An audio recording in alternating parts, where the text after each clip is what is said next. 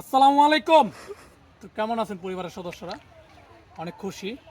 আজকে একটু আগে এই যে এটা কাটলাম বাইঙ্গা নিজের হাতে, গ্লাস হাতে আসলো। তো যাই হোক, এই যে এগুলো ছাপ করলাম।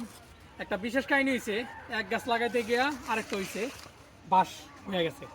এখানে একটা গাছ ছিল, তো গাছটা অবশ্যই মারা গেছে, বাঁশ গাছ হয়েছে।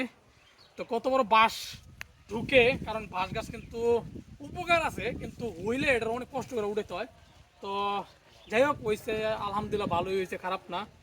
আর এই গাছগুলো পরিষ্কার একটু করলাম, তারপরে এই সাইডেরটা একটু পরিষ্কার করতেছি, পরিষ্কার করে দেখতেছি কতটুকু কী করা যায়। কারণ কি লেগে আমাদের জায়গায় যেহেতু বইরে গেছে জঙ্গল গাছগুলো, এই গাছগুলো কিন্তু কোনো কাজের না, এইটি কাজের।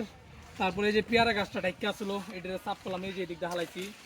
তারপরে এই যে লেবু গাছটা ঢাইকা আসলো, এই যে এখনো পর্যন্ত আছে, এই যে লতা পাতা গাছ। তো এগুলো আসলে বিষাক্ত একটা গাছ, খুব ক্ষতি করে। আর বিশেষ করে আমাদের এই সেক্টরটা অনেকটা পরিষ্কার ছিল, আমরা ফ্যামিলি মেম্বার নিয়ে আমরা এটা পরিষ্কার করছিলাম, তা আবারও বইরা গেছে গা। আর এই সেই বল্লার চাকের গাছটা, তো বল্লার চাক আর নাই, এর জন্য খুব ভালো করে ভাঙতে পারতাছি, লড়াইতে পারতাছি, ঝাঁকি দিতে পারতাছি। তারপরে তো আর একটু ভিতরে যাই, চলেন আস্তে আস্তে করে।